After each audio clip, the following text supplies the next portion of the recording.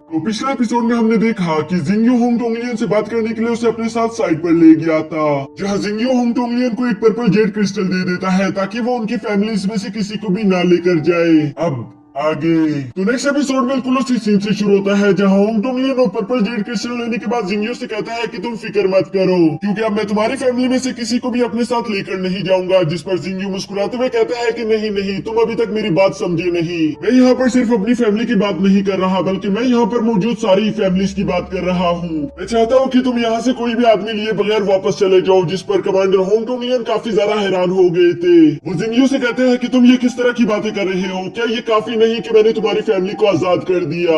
जिस पर जिंगयो उसकी कीमत डबल करते हुए कहता है कि मैं तुम्हें इस तरह के 2 और आइस स्नो एसेंस देने के लिए तैयार हूँ, बस तुम्हें यहाँ से चले जाना होगा। जो सुनकर कमांडर होंग टोंगलियन को काफी बड़ा शौक लग गया था, क्योंकि आइस स्नो एसेंस काफी ज्यादा रेयर और कीमती होते हैं। इन एसेंस का इस्तेमाल करके कोई भी अपनी कल्टीवेशन लेवल को बहुत ही स्पीड के साथ बढ़ा सकता है, जिसके बारे में वो सुनकर काफी ज्यादा खुश भी हो गया था। लेकिन यहाँ दूसरी तरफ जिंगयो वहाँ से जाते हुए कहता है कि ठीक है, अगर आपको ये डील मंजूर नहीं तो मैं भी यहाँ से जा रहा हूँ। जिस पर कमांडर होंग टोंगलियन फौरन उसे वहीं पर रोकर कहते हैं कि नहीं रुक जाओ, मुझे ये डील मंजूर है। तुम मुझे बस वो 2 आइस स्नो एसेंस दे दो और मैं यहाँ से वापस चला जाऊंगा, क्योंकि वैसे भी मेरा यहाँ से बंदे लेकर जाने का कोई इरादा नहीं था।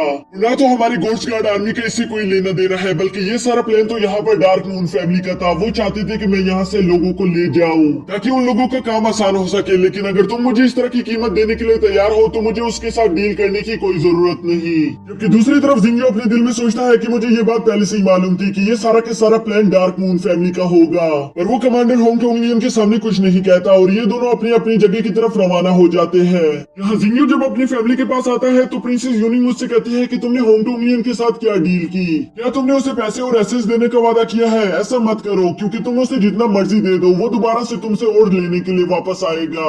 वो इतना ज्यादा लालची है कि उसका पेट कभी नहीं भरेगा और वो जिंदगी भर तुम लोगों को परेशान करता रहेगा।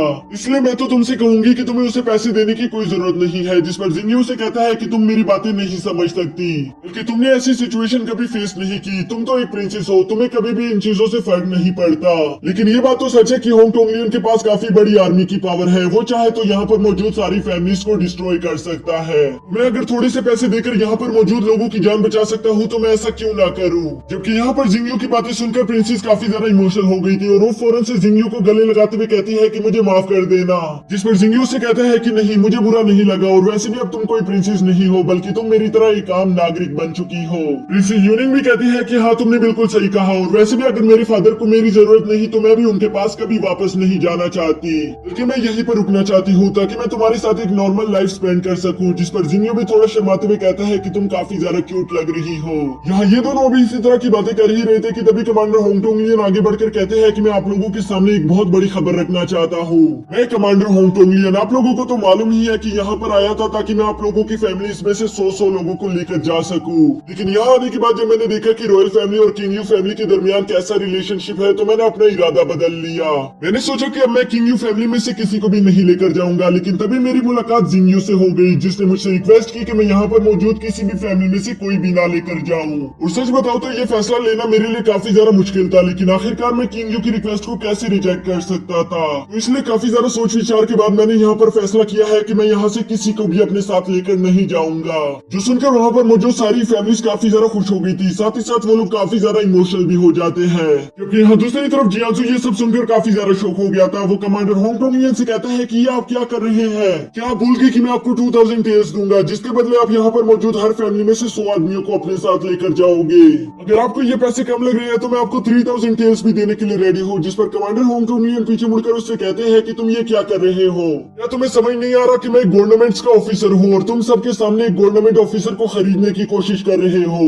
जबकि साथ ही साथ वो अपने दिल में सोच रहा था कि मुझे जो जिंगयो ने ऑफर दी है वो इससे कई गुना ज्यादा बड़ी है और ये सोचते साथ ही वो वहाँ से आगे की तरफ रवाना हो गया था। तभी जियांसु से पीछे से रोकते हुए कहता है कि मुझे नहीं मालूम कि आपको जिंगयो ने क्या ऑफर दी है, लेकिन आपको उसने जितने भी ऑफर दिए मैं आपको उससे ज्यादा देने के लिए तैयार हूँ। लेकिन प्लीज आप यहाँ पर मुझे यूं अकेला छोड़कर मत जाओ, क्योंकि मुझे आपकी जरूरत है।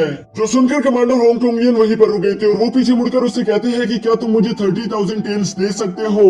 अगर दे सकते हो तो बताओ, मैं भी तुम्हारे बारे में कुछ सोच लूंगा, वरना नहीं तो मुझे मजबूरन यहाँ से जाना होगा। तो सुनकर जियांजू को काफी बड़ा धचका लग गया था। वो सोचने पर मजबूर हो जाता है कि आखिर ऐसा कैसे मुमकिन है। भला जिंगयू ने आखिर ये कमांडर होंगटोंगियन को क्या दे दिया जो कि 30,000 टेल्स से भी ज्यादा कीमती है? क्योंकि हम इतनी बड़ी और अमीर फैमिली है, लेकिन इसके बावजूद भी अगर हम सालों तक भी जमा करें तब भी हम 30,000 टेल्स जमा नहीं कर सकते।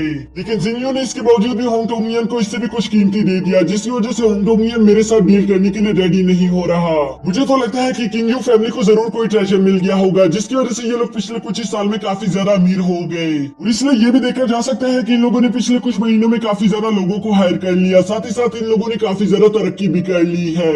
ये सब सोचने के बाद जियांजू के शैतानी दिमाग में एक और आइडिया आ गया था। वो फौरन से कमांडर होंगटोंगियन के पास जाकर उनसे कहता है कि मेरे पास आपके लिए एक बेहतरीन ऑफर है। मैं चाहता हूँ कि आप मेरे साथ मिलकर किंगयू फैमिली को डिस्ट्रॉय कर दो, क्योंकि मुझे पूरा यकीन है कि उन लोगों को कोई बड़ा सा ट्रेजर मिल चुका है। और अगर आपने किंगयू फैमिली को डिस्ट्रॉय करने में मेरी मदद की तो वो ट्रेजर आपको मिल जाएगा, साथ ही साथ मेरा भी काम आसानी के साथ हो जाएगा। जो सुनकर कमांडर होंगटोंगियन हंसते हुए कहते हैं कि क्या तुमने मुझे इतना ज्यादा बेवकूफ समझा है? तुम्हारे पास कोई सबूत नहीं कि इन लोगों के पास ऐसा कोई भी ट्रेजर मौजूद है, और अगर तुम्हारी बात सच भी हुई तो भी हम इन सबको गिरफ्तार नहीं कर सकते। जियांजू ये सुनकर कहता है कि हाँ, इस वक्त तो मेरे पास कोई सबूत मौजूद नहीं, लेकिन हम किंगयू फैमिली के सारे लोगों को पकड़कर टॉर्चर करेंगे, जिसके बाद उन लोगों को मजबूरन बताना पड़ेगा कि उन लोगों ने वो ट्रेजर कहाँ पर छुपा कर रखा है, और इस वजह से आप लोगों को वो ट्रेजर आसानी के साथ मिल भी जाएगा। ये सुनकर कमांडर होंगटोंगियन उसे कहता है कि तुम्हें ऐसा क्यों लगता है कि तुम्हारी फैमिली में इतनी पावर्स है कि वो किंगयू फैमिली के हर बंदे को टॉर्चर कर सकती है?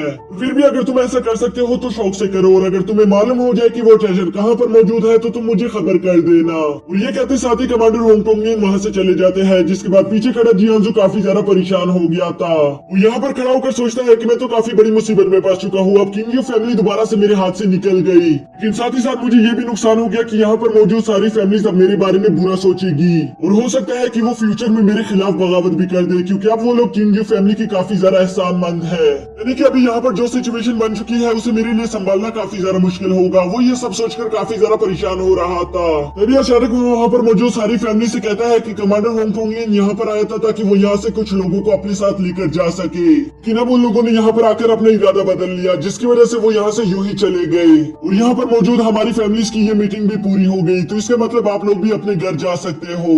जिसके बाद जियांजू भी आगे बढ़ते हुए अपने घर की तरफ रवाना होने वाला था कि तभी जिंगयू ये देखकर उसका रास्ता रोकने की कोशिश करता है, जो देखकर वहाँ पर मौजूद सारे लोग काफी ज्यादा परेशान हो गए थे। तभी जिंगयू का दादा भी आगे आकर उसे रोकता है कि ऐसा मत करो, और साथ ही साथ प्रिंसेस यूनिंग भी जिंगयू को समझाने की कोशिश करती है कि अब मैं कोई प्रिंसेस नहीं रही। अगर हमारी फैमिली की डार्क मून फैमिली के साथ कोई जंग शुरू होगी तो मैं तुम्हारी कोई मदद नहीं कर पाऊंगी। जिस पर जिंगयू उनसे कहता है कि तुम लोग फिक्र मत करो, क्योंकि मेरे पास यहाँ पर एक अच्छा प्लान मौजूद है। और वो ये कहते साथ ही दोबारा से आगे बढ़ना शुरू कर देता है, जिसके साथ ही हमें यहाँ एक लड़का दिखाया जाता है जो वहाँ कुछ कर्टन्स के पीछे छुपकर ये सारा नजारा देख रहा था। वो याद करता है कि हम दोनों मिलकर टिएनजेन एकेडमी में एक साथ कल्टीवेशन प्रैक्टिस करते थे, लेकिन अब तो जिंगयू मुझसे कई गुना ज्यादा पावरफुल हो चुका है।